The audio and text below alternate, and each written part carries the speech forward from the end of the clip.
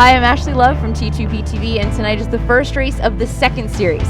Let me catch you up a little bit. Last week, the surprise Southerly created a huge upset for some of the boats out there. John Potvin's Wind Rider came out on top of Snowstorm in the J80 class. In the J105, Louis Salveson Mirage took over on Inigo.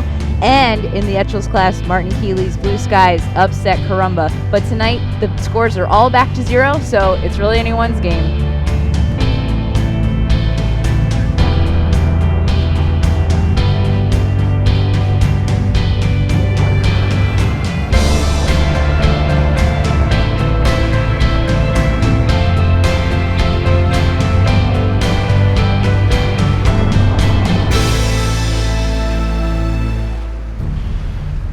With the northerly breeze, it is a reaching start.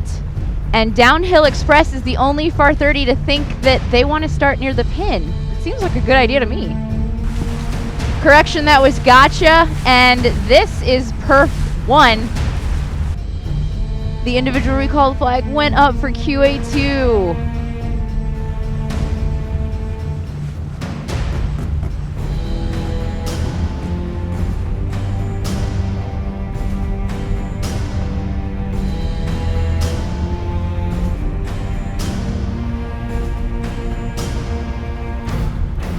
J70s and J80s, boats on port, boats on starboard, all trying to win the pin. Boats over early, boats are behind. We got to get out of the way.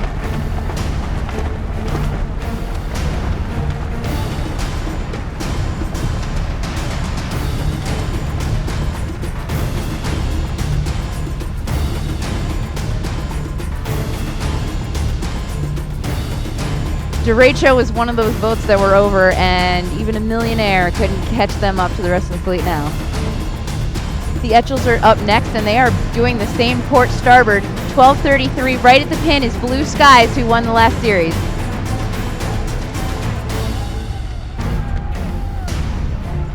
They're not all going to fit. Oh, there you go. You knew that was coming.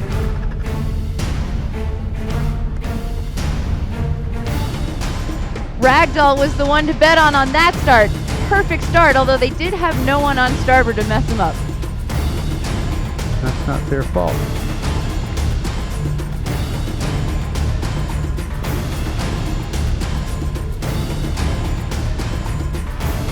Infectious Smile has come out on top, calling for room. People have been yelling for 16 boat lengths now.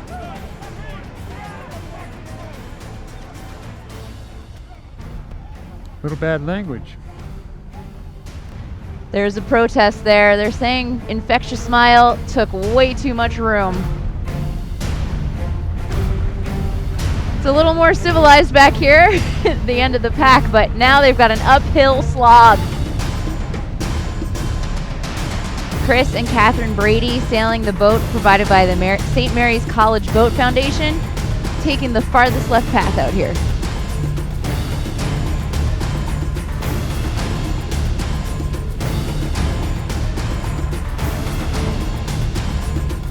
Scott Allen's old boat. Kevin McNeil's Seabiscuit is leading the far 30s in. Rod Jabin's Ramrod in the background trying to keep up.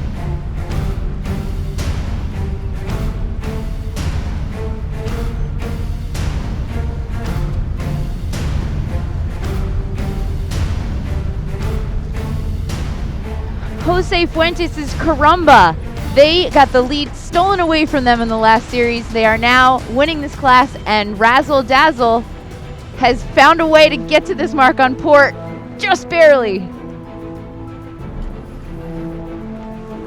Actually, they were last off the line, too. That's impressive. And now they're sitting in second. They are fantastic sailors. That's Matt Fafudis up on the bow. Not too good at the start. I like the way they're doing this. Yeah. That's impressive in this fleet.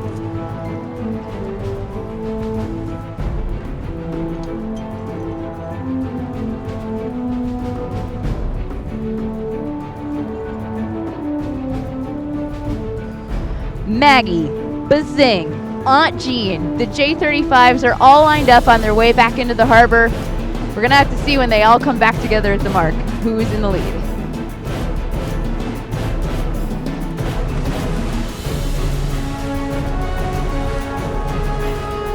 Guess who's in the lead in the J30s? It's Ragdoll, Ashley. How did they pull that out? They must have gone all the way left and found something. About 40 seconds behind, Kathleen and Mike McGill's Mary Lou pulling their pole up to set the kite.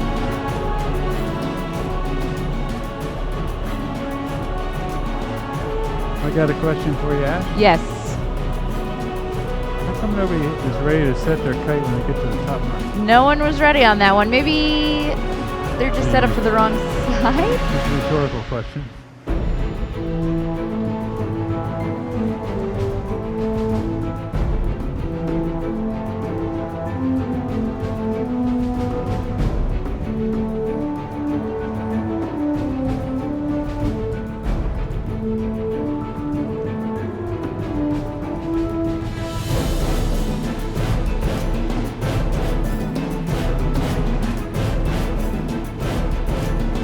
J35s have converged back together. Perf 1 is starting to get into them as well. Bazing has opted for a jib up.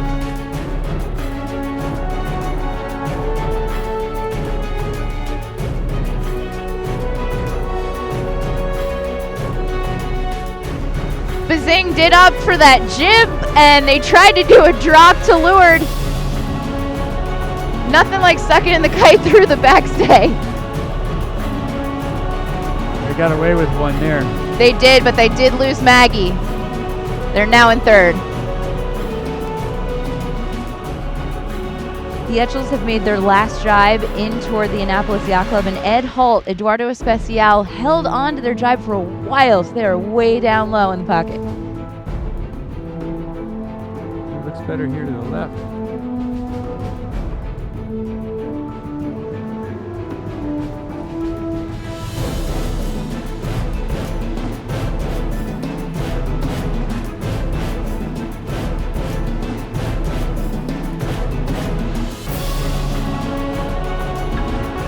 The Etchells are almost to their next mark, and Razzle Dazzle is going to have to jibe again to make the mark. We're not looking at that. I'm looking at that great big hole in the kite. Pull forward.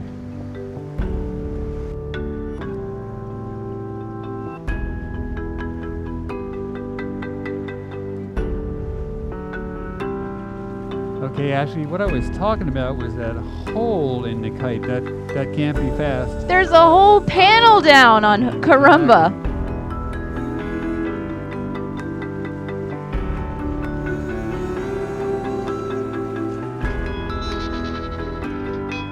That should be the finishing where we're looking at. It's going to be tough to pass anybody there.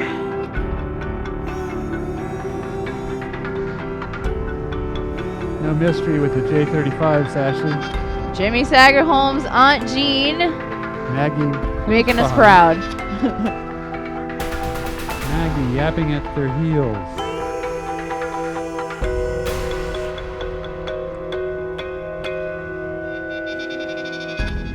Chip Devine's Ragdoll is still in the lead. The next J30 is just a little speck on the horizon compared to them. Yeah, actually, it all had to do with that start. Is there anything you wanted to? Yeah, I got to admit, before the start, we were picking boats that we thought were gonna do well, and Bruce Nairn picked Ragdoll out of everybody. My buddy Chip Devine. And you're right, Bruce. It was a wire to, well, it wasn't wire to wire. He managed to lose the lead. Well, you got to keep it dramatic for the camera. He did that. So Ashley, did you count all the heads on that boat? 1, 2, 3, 4, 5. I think there's at least 8 people on that boat. I wonder if you have to make reservations for Wednesday night for the trip. He definitely overbooked.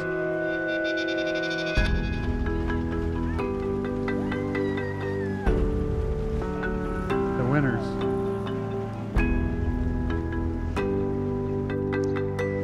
Eight people is a lot of backs to pat. What was that? It's a lot of backs to pat as you cross the finish line in first. That many people on that, that reachy kind of race. That's exactly what they needed. Happy. Well done, guys.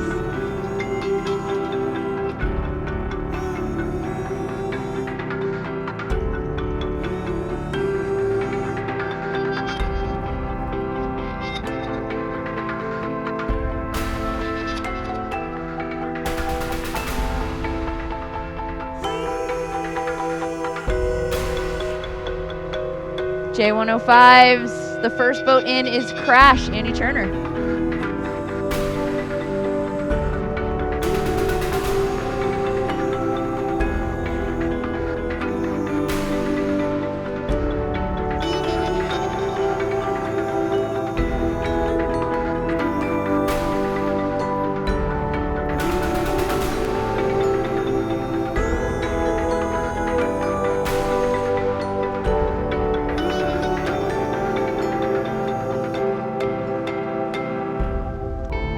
Well, we finally had a great reaching start to give you the drama at the start. Drama with all the marks, with boats coming back from middle of the fleet back to the front. Very exciting night. Thank you, the Annapolis Yacht Club and the Boatyard Bar and Grill for the video boat tonight. Thank you, Bruce Nairn, our producer behind the camera. I'm Ashley Love from T2B TV. We'll see you next week.